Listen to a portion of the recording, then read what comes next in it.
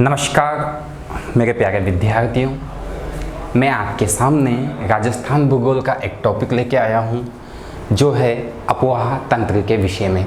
हम पढ़ने जा रहे हैं राजस्थान में अपोहा तंत्र, और अपोहा तंत्र के अंतर्गत हम राजस्थान की नदियों, झीलों, बांधों के बारे में विचार करेंगे, पढ़ेंगे। इनका विश्लेषणात्मक अध्ययन हम करने वाले हैं मित्रों। सबसे पहले हम ये जानते हैं कि अपोहा तंत्र होता क्या है। अपोहा तंत्र होता क्या है? देखो, अगर हम बात करते हैं अपोहा तंत्र के विषय में, अपोहा तंत्र के विषय में यदि हम बात करते हैं कि अपोहा तंत्र होता क्या है, एक शब्द है मेरे पास अपोहा तंत्र। अपोहा तंत्र क्या होता है, तो इसके विषय में हम जानकारी साझा करते हैं कि अपोहा तंत्र क्या है। तो माय डियर स्टूडेंट्स, एक बात आप देखना कि निश्चित जलवाहिकाओं के द्वारा, निश्चित जलवाहिकाओं यानी नदियों के द्वारा धरातल के जल को समुद्र तक पहुंचाने के लिए वाहिकाओं का अर्थात नदियों का जो जाल बिछाया जाता है, इसी जाल को, इसी तंत्र को अपोहा तंत्र के नाम से जाना जाता है।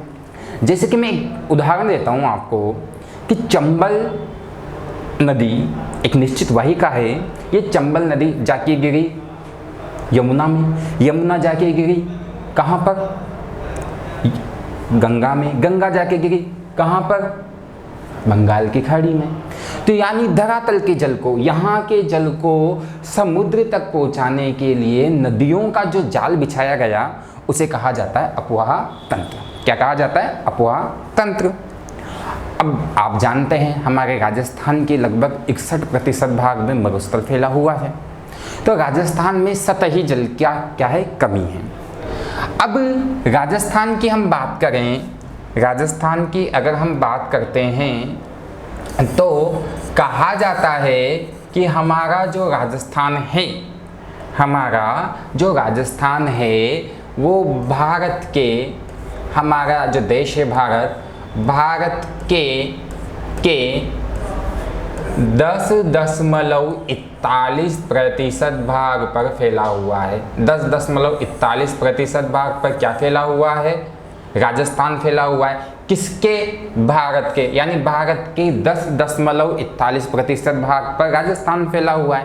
परंतु राजस्थान में सतही जल की कमी है, और कहा जाता है कि भारत का 1.16% सतही जल, भारत का 1.16% सतही जल कहाँ पाया जाता है? राजस्थान में पाया जाता है मित्रों।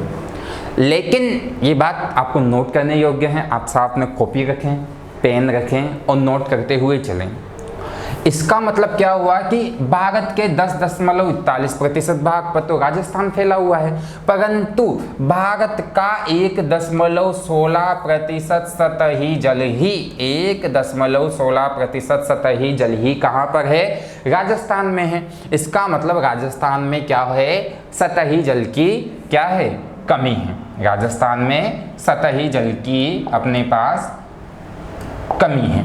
अब देखिए, हमारा जो राजस्थान का अपोहा तंत्र है, अपोहा जो तंत्र है, इस अपोहा तंत्र को 3 भागों में बांटते हैं हम। हमारा जो अपोहा तंत्र है, इस अपोहा तंत्र को हम 3 भागों में बांटते हैं। 3 भागों में। 3 भाग कौन कौन से हैं मित्रों? 3 भाग कौन कौन से हैं? इन तीनों भागों पर हम चर्चा करना चाहेंगे कि 3 भाग कौन कौन से हैं, कौन कौन से हैं 3 भाग। इन तीनों भागों पर हम चर्चा करते हैं। तो पहला जो हमारा भाग है वो है आंतरिक प्रवाह की नदियाँ। पहला जो अपना भाग आता है वो आता है आंतरिक प्रवाह की नदियाँ। आंतरिक प्रवाह की नदियाँ। वो नदियाँ जो अपना जल न तो अरब सागर की ओर लेकर जाती, न ही अपना जल बंगाल की खाड़ी की ओर लेकर जाती, बल्कि किसी स्थान विशेष पर जाकर, किसी झील में जाके, मरुस्थल के किसी भाग में जाके लुप्त हो जाती है, इन्हें आंतरिक प्रवाह की नदियां कहा जाता है। इन्हें आंतरिक प्रवाह की नदियां कहा जाता है। दूसरी होती है मित्रों अरब सागर में गिरने वाली नदियां। अरब सागर में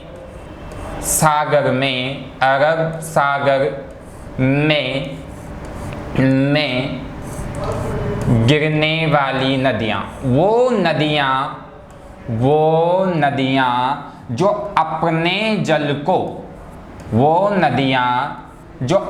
जल को अरब सागर की ओर लेकर जाती है, अर्थात वो नदियाँ जो अपना मुहाना अरब सागर को बनाती है, अरब सागर के निकट स्थित कच्छ की खाड़ी, वो खंबात की खाड़ी को बनाती है, उन्हें कहा जाता है अरब सागर में गिरने वाली नदियाँ।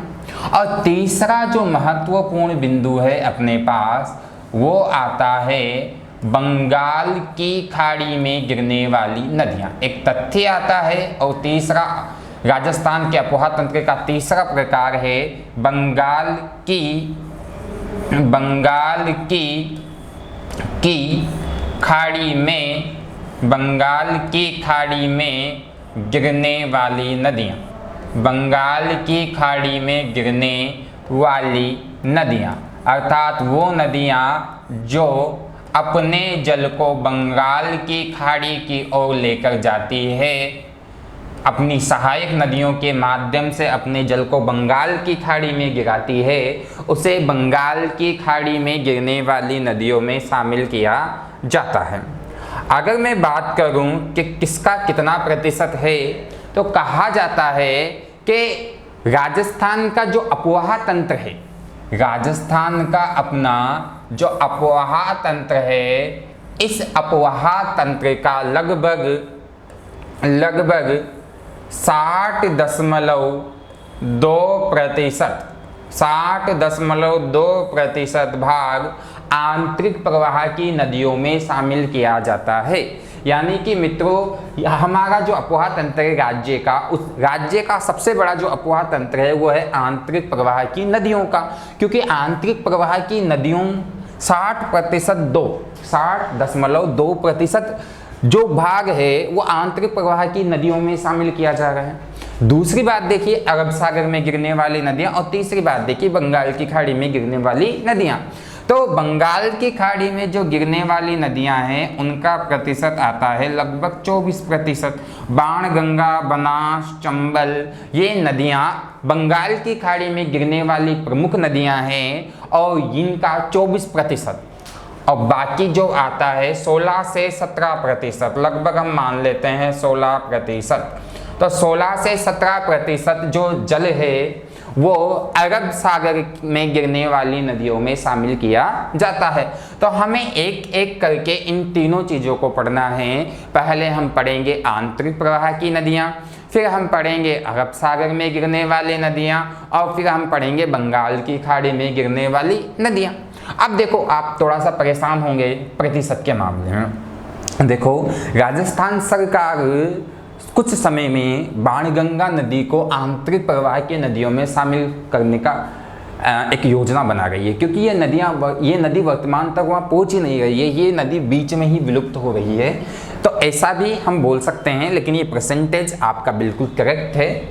आगे देखते हैं, अब हम पहला पार्ट इसका पढ़ने की कोशिश करेंगे, और पहला जो हमारा पार्ट है वो है आंतरिक प्रवाह की नदियों का। किसका? आंतरिक प्रवाह की नदियों का। ठीक है, तो पहला पार्ट हम पढ़ने की कोशिश करते हैं आंतरिक प्रवाह की नदियाँ। और देखिएगा आंतरिक प्रवाह की नदियाँ, तो पहला वाला हिस्सा आ गया अपने पास। स्टार्ट करते हैं इसे।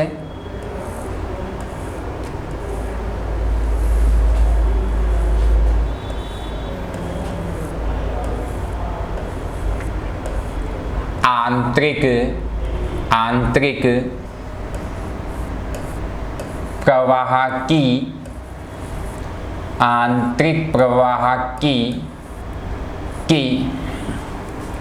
नदियाँ आंतरिक प्रवाह की नदियाँ। डियर स्टूडेंट्स, हमने अपवाह तंत्र का पहला प्रकार आंतरिक प्रवाह की नदियाँ प्रारंभ किया है। देखो, वह नदियाँ जो अपना जल न तो बंगाल की खाड़ी की ओर लेकर जाती और न ही अपना जल अरब सागर में लेकर जाती, बल्कि किसी स्थान विशेष पर जाकर ये नदियाँ विलुप्त हो जाती है, उसे ही आंतरिक प्रवाह की नदियाँ कहा जाता है। अगर जैसे मैं आपसे बात करता हूँ कि उदाहरण के रूप में घग्गर नदी।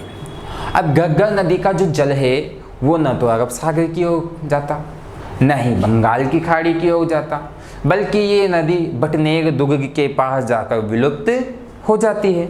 और यही कारण है, यही तथ्य है कि हम बोलते हैं कि वह नदियाँ जो अपने जल को न तो बंगाल की खाड़ी की ओर लेकर जाती और न ही अरब सागर की ओर लेकर जाती, बल्कि किसी स्थान विशेष पर जाकर विलुप्त हो जाती है, उन्हें आंतरिक प्रवाह की नदियाँ कहा जाता है। उन्हें आंतरिक प्रवाह की नदियाँ कहा जाता है।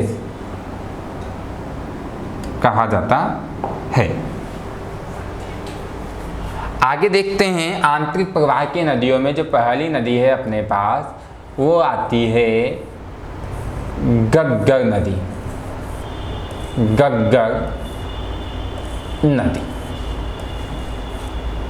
घग्गर नदी के बारे में जानते हैं। घग्गर नदी कहाँ है, कैसी है और इसकी विशेषताएं क्या क्या है, इसके बारे में हम जानने का प्रयत्न करते हैं घग्गर नदी के विषय में।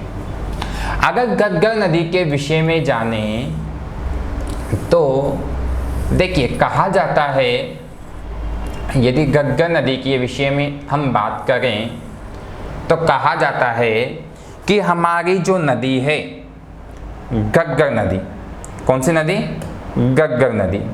ये घग्गर नदी का उद्गम हिमाचल में स्थित शिवालिक की पहाड़ियाँ जो कालका माता मंदिर के पास है, और यहाँ से ये नदी निकलती है और इस प्रकार से ये बटनेर दुर्ग और गंगानगर होती हुई पाकिस्तान के फोर्ट अब्बास तक बहती है। फोर्ट अब्बास तक ये नदी बहती है। इस नदी की मैं विशेषताओं के बारे में आपको अवगत करवाता हूँ कि क्या क्या विशेषताएं हैं इस नदी की।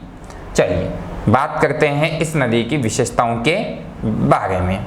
और इस नदी की यदि विशेषताओं के बारे में चर्चा करें तो इन पहाड़ियों से, यहाँ पे जो ये पहाड़ियाँ है, इन पहाड़ियों से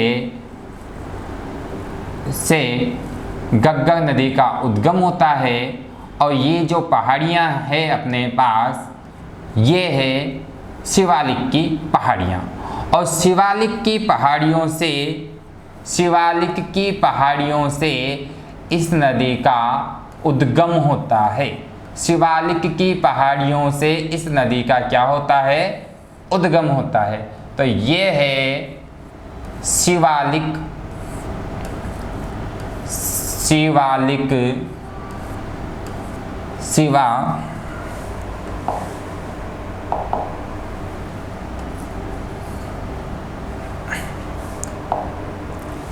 ये जो पहाड़ियाँ हैं, ये है अपने पास शिवालिक की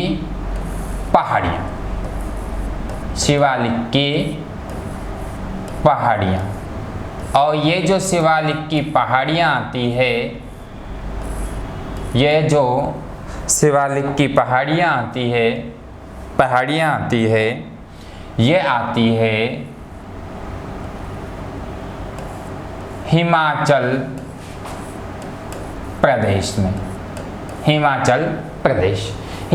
प्रदेश में स्थित शिवालिक की पहाड़ियों से, जो कालका माता मंदिर के पास है, उससे घग्गर नदी का उद्गम होता है।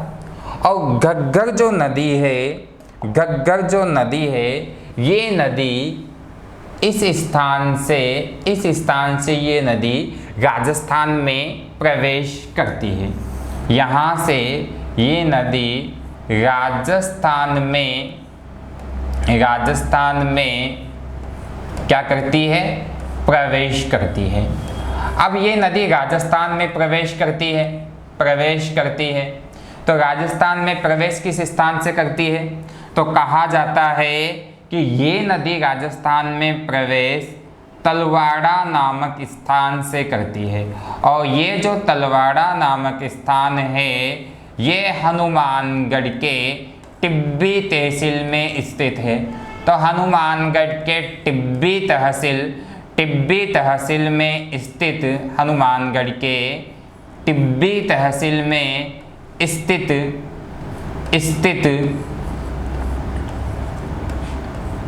तलवाड़ा नामक स्थान से ये नदी राजस्थान में करती है प्रवेश। और जैसे ही ये राजस्थान में प्रवेश करती है, ये नदी जैसे ही राजस्थान में प्रवेश करती है, तो इस स्थान पर, यहाँ पर, यानी इसी बिल्कुल प्रवेश करते ही यह राजस्थान में तलवाड़ा झील का निर्माण करती है। आपसे एग्जाम में पूछा जाता है कि तलवाड़ा झील कौन से जिले में स्थित है, तो आपको बताना है कि तलवाड़ा झील हनुमानगढ़ में स्थित है। आपसे पूछा जाता है तलवाड़ा झील कहाँ पर है, तो आपको बताना है कि तलवाड़ा झील का निर्माण घग्गर नदी करती है। कौन सी नदी? घग्गर नदी करती है। इसके बाद में आगे की ओर बात करें, इसके बारे में आगे की ओर बात करें तो इस पर क्या क्या स्थित है, तो उसके बारे में यदि बात करें तो ध्यान रखिएगा कि इस नदी के, ये जो नदी है, ये नदी इस स्थान पर जाकर, और ये जो स्थान आता है, ये जो स्थान है अपने पास, ये स्थान है बटनेर दुर्ग। ये जो स्थान है, ये स्थान आता है अपने पास बटनेर दुर्ग, यानी बटनेर दुर्ग। और ये बटनेर दुर्ग आ रहा है आपके पास हनुमानगढ़ में। ये जो बटनेर दुर्ग है, ये आ रहा है आपके पास हनुमानगढ़ में, ठीक है। और बटनेर दुर्ग के पास जाते जाते ये नदी विलुप्त हो जाती है, समाप्त हो जाती है। परंतु कहा जाता है कि जब इस नदी में पानी की आवक अधिक होती है, अर्थात जब इसमें बाढ़ आती है, तो ये नदी यहाँ आगे तक आती है। और ये नदी पाकिस्तान के पंजाब प्रांत में स्थित,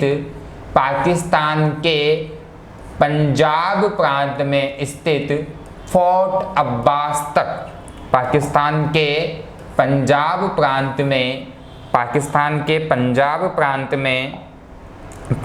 प्रांत में स्थित ये नदी फोर्ट अब्बास तक पहुंच जाती है। कहाँ तक पहुंच जाती है? फोर्ट अब्बास तक पहुंच जाती है। और मित्रों, ये जो फोर्ट अब्बास है, ये पाकिस्तान के पंजाब प्रांत में स्थित है। तो पाकिस्तान का जो पंजाब प्रांत है, वहाँ पर फोर्ट अब्बास तक ये पहुंच जाती है। तो एक सवाल जो पूछा जा सकता है, वो ये भी पूछा जा सकता है कि इस नदी के किनारे कौन सा दुर्ग, कौन सा किला स्थित है। तो माना जाता है कि ये जो नदी है, घग्गर नदी, इस नदी के किनारे बटनेर दुर्ग, जो हनुमानगढ़ में आता है, बटनेर दुर्ग घग्गर नदी के किनारे ही स्थित है। और अपनी भूगोल की भाषा में बात करें हम, तो कहा जाता है कि इसी स्थान पर जाकर ये नदी विलुप्त हो जाती है, ये नदी समाप्त हो जाती है। एक तथ्य और आता है, वो ये आता है कि इसके किनारे कौन सी सभ्यताएं स्थित है।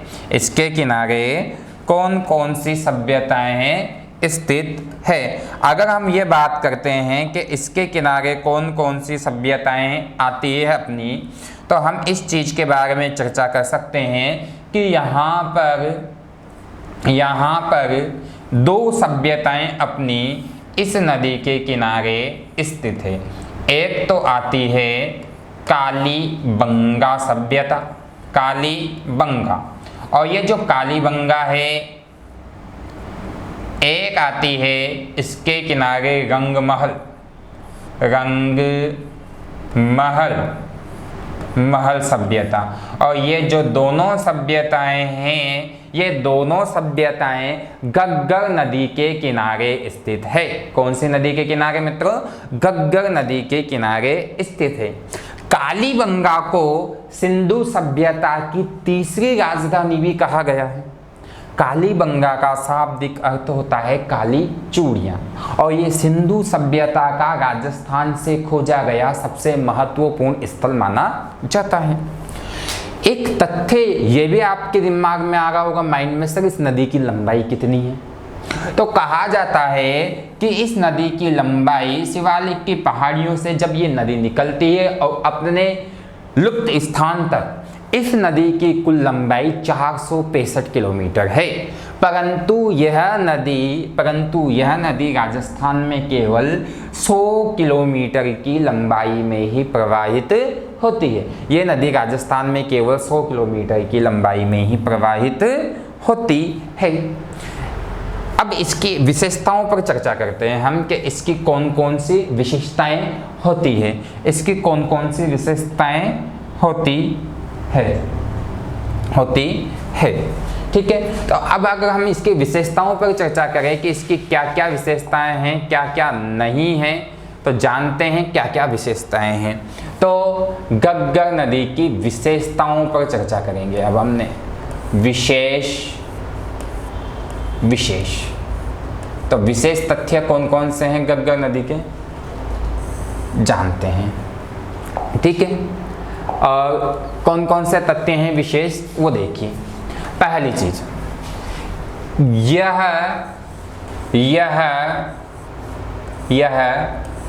राज्य की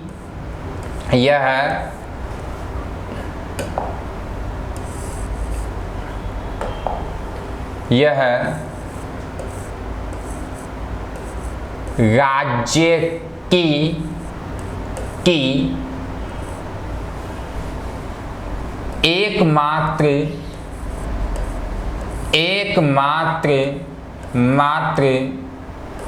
अंतर्राष्ट्रीय नदी है। यह राज्य की एकमात्र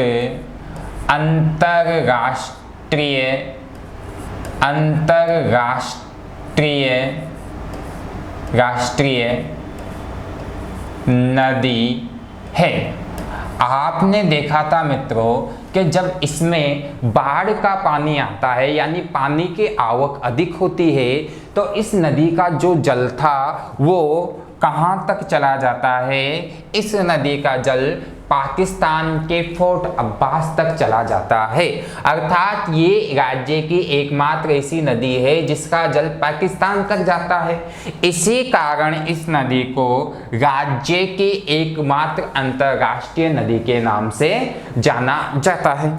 दूसरी चीज इसके बारे में हम बात करें कि पहली बात तो होगी, दूसरी चीज कि यह राज्य की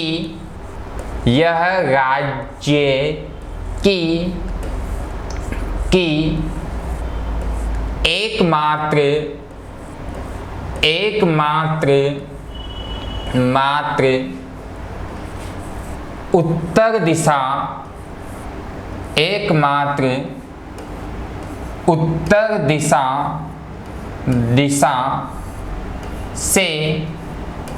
दिशा से प्रवेश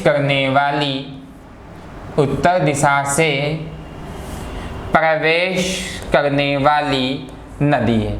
राजस्थान की एकमात्र नदी जो राजस्थान में उत्तर दिशा से प्रवेश करती है वो कौन सी नदी है? तो उस नदी के बारे में अगर चर्चा की जाए, कहा जाए, तो वो नदी आती है अपनी घग्गर नदी। कौन सी नदी? घग्गर नदी। देखिए कैसे, ये देखिए आप, ये नदी है गंगानगर और हनुमानगढ़।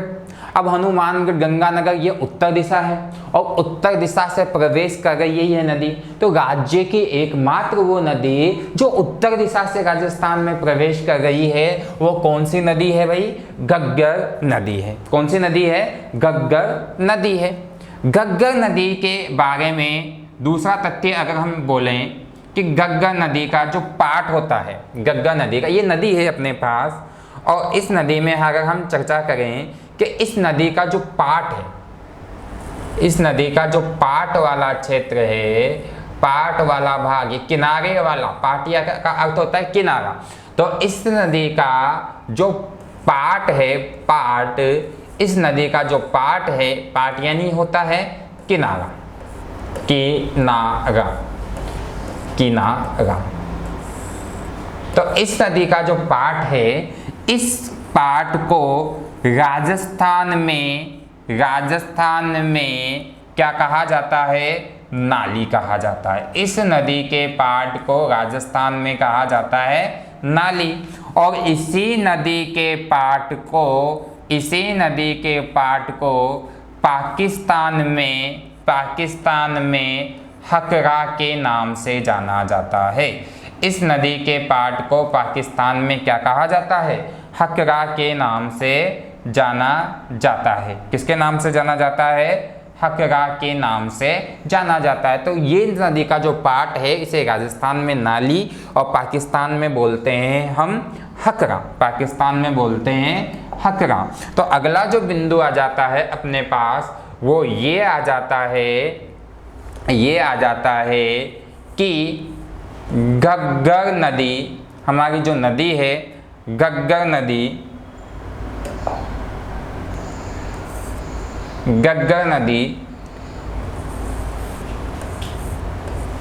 इस नदी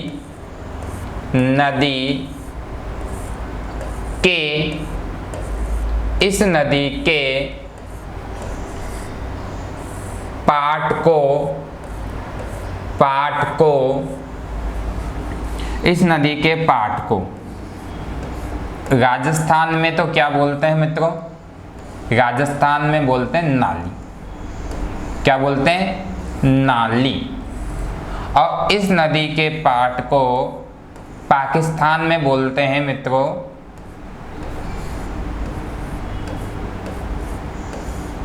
हकरा। क्या बोलते हैं? हकरा। तो इस नदी के पाट को राजस्थान में नाली और पाकिस्तान में हकरा के नाम से जाना जाता है। दूसरा जो तथ्य आता है अपने पास वो आपको समझने की आवश्यकता है। और कौन सा तथ्य समझने की आवश्यकता है? देखिए कि यहाँ पर आता है अपना हनुमानगढ़ जंक्शन। हनुमानगढ़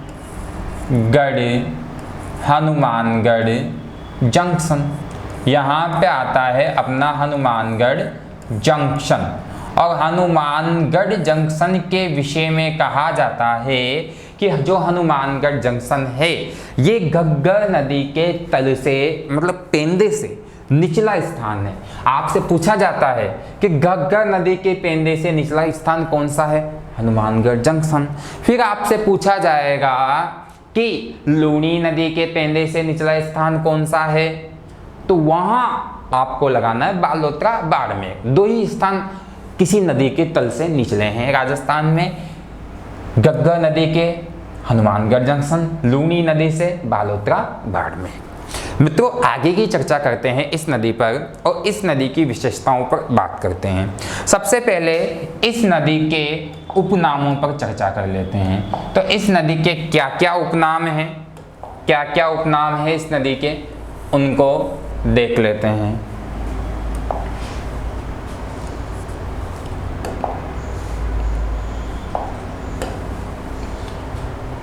उपनाम,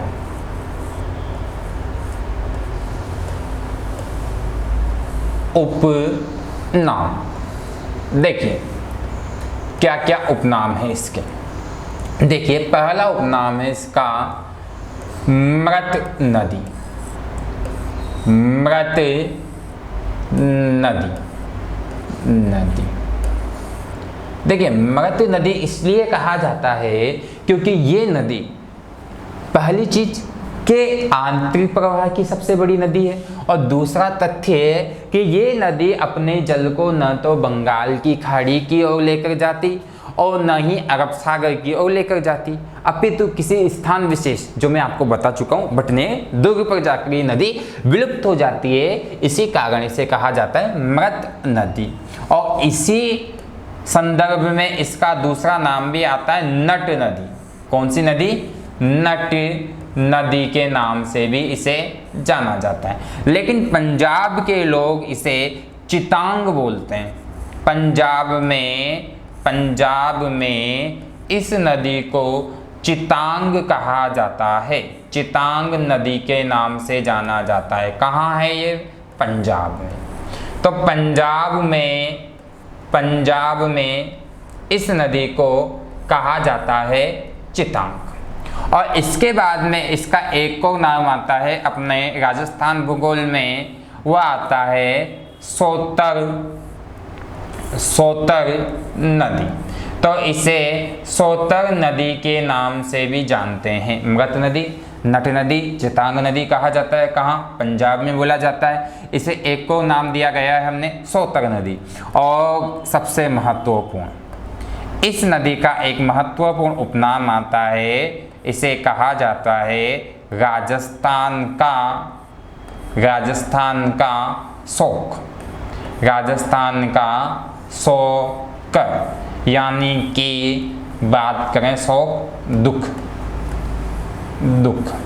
तो इसे राजस्थान का शोक या राजस्थान का दुख के नाम से भी जाना जाता है।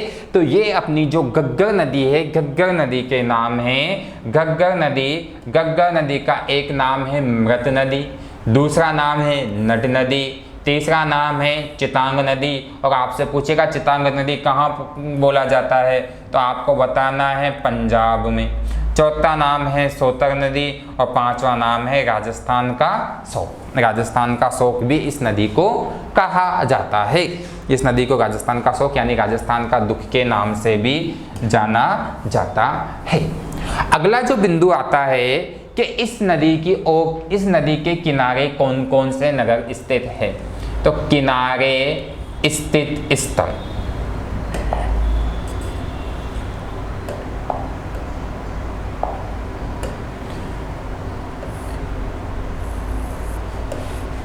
छोटा सा बिंदु है, क्या है? किनारे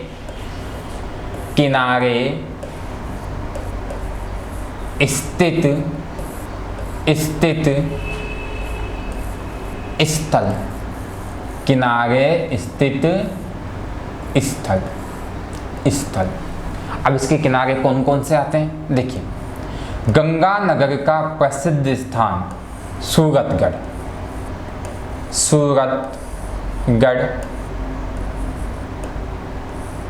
दूसरा आता है अनूपगढ़।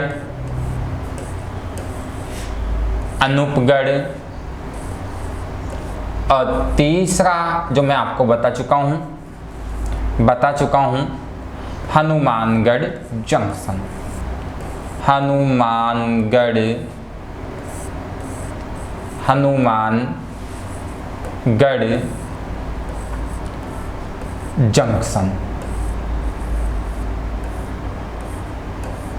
जंक्शन। ये मैं आपको पहले ही बता चुका हूं मित्रों कि कौन कौन सी सभ्यताएं आती है। तो आप बोलोगे सर कालीबंगा सभ्यता आती है, आप बोलोगे रंगमहल भी आता है। मैं आपको ये भी बता चुका हूं कि कौन सा दुर्ग आता है, आप बोलोगे सर भटनेर का दुर्ग आता है। मैं ये भी बता चुका हूं कि कौन सी झील, आप बोलोगे सर तलवाड़ा झील है। कौन सी झील है? तलवाड़ा झील है। तो फिर आप बोलो कि लंबाई कितनी है सर? कि राजस्थान में लंबाई है 100 किलोमीटर। और राजस्थान के कौन कौन से जिलों में बहती है? गंगानगर और हनुमानगढ़ में बहती है। गंगानगर और हनुमानगढ़ में ये नदी प्रवाहित होती है। तो इसकी विशेषताओं के बारे में, कौन कौन से नगर स्थित है, कौन सी सभ्यताएं स्थित है, इसके बारे में हमने चर्चा की घग्गर नदी के विषय में। किसके विषय में? घग्गर नदी के विषय में। अब यहाँ से क्वेश्चंस किस प्रकार से बनते हैं, एक जो प्रश्न है और उस प्रश्न को देखिएगा आप लोग, बहुत अच्छा प्रश्न है।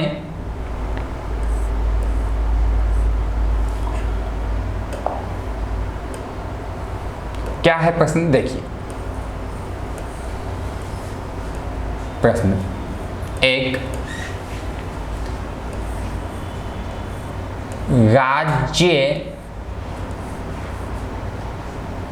राज्य में स्थित राज्य में स्थित कालीबंगा, राज्य में स्थित कालीबंगा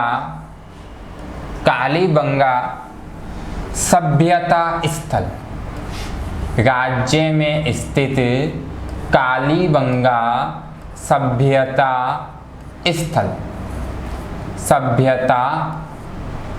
स्थल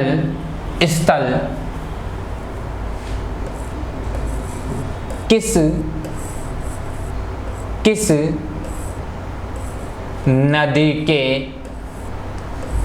नदी के किनारे है। एक बहुत ही अच्छा क्वेश्चन कि कालीबंगा सभ्यता। अब कालीबंगा सभ्यता के विषय में हम क्या जानते हैं, कालीबंगा सभ्यता कि ये पहली चीज सिंधु कालीन नगर है। सिंधु सभ्यता की तीसरी राजधानी भी इसे कहा जाता है। कालीबंगा का शाब्दिक अर्थ काली चूड़ियां होता है, परंतु यहाँ इसने क्या पूछा कि किस नदी के किनारे स्थित है, और इसमें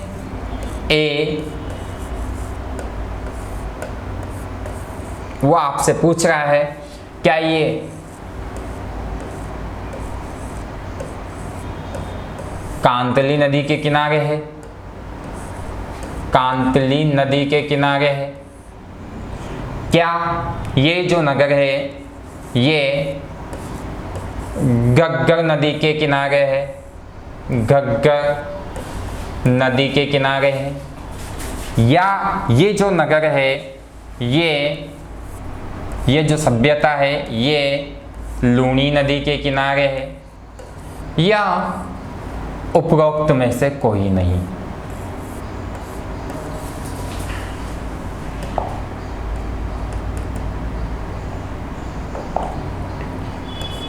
इससे अच्छा है हम ले लें चंबल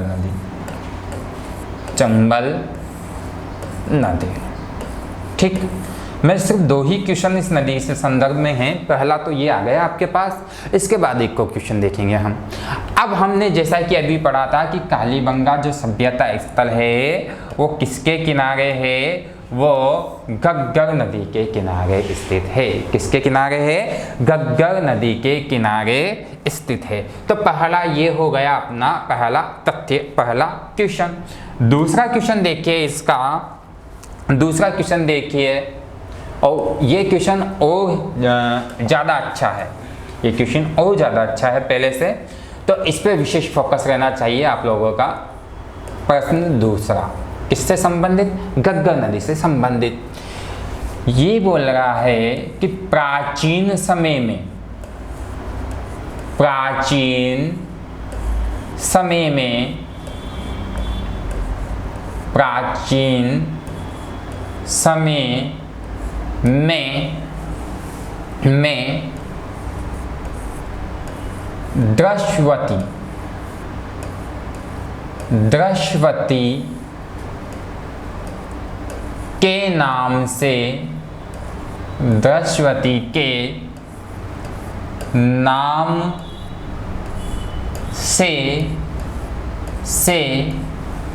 दृश्यवती के नाम से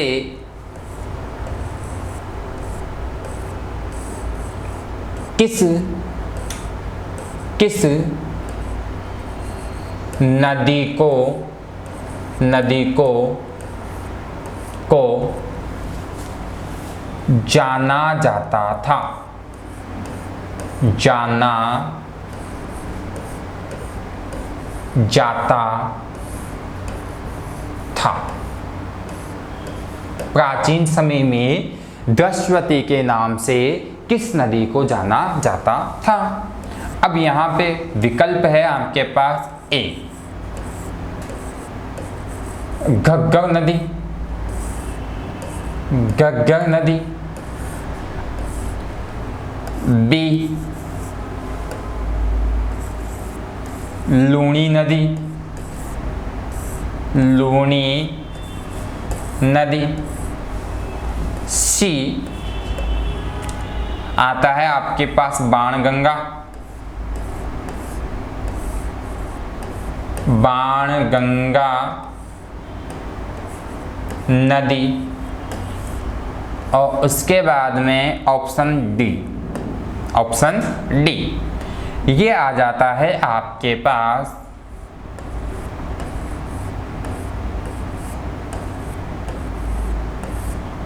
रूपारेल नदी, रूपारेल नदी। अब ये एक बहुत उत्तम प्रकार का क्वेश्चन हो गया और यहाँ से आपको नवीन जानकारी भी मिलेगी। नवीन जानकारी क्या?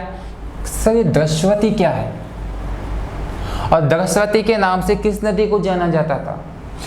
तो माय डियर स्टूडेंट्स, द्रश्वती के नाम से घग्गर नदी को जाना जाता था। ऐसा माना जाता है कि प्राचीन समय में, ऐसा माना जाता है कि प्राचीन समय में घग्गर नदी, जो ये द्रश्वती, इसे सरस्वती भी कहा जाता है, कि द्रश्वती और सरस्वती नदी घग्गर नदी के पेंदे में ही प्रवाहित होती थी। ये नदी घग्गर नदी के पेंदे में ही प्रवाहित होती थी। इसीलिए बहुत सारे पुस्तक के लिखती है कि घग्गर नदी को सरस्वती या द्रश्वती नदी भी कहा जाता है। परंतु मेरे विचार में ये लिखना चाहिए कि प्राचीन समय में स्थित सरस्वती, द्रश्वती नदियाँ घग्गर नदी के पेंदे में प्रवाहित होती थी। तो ये थी मित्रों आपकी घग्गर नदी। आप मुझे बताइएगा इसके विषय में, कमेंट कीजिएगा आंसर इसके, और आपको कैसा लगा अवगत कराइएगा मैसेजों के माध्यम से। मैं मिलता रहूँगा आपसे रोजाना इसी समय, और विदा लेता हूँ। धन्यवाद। जय श्री राम।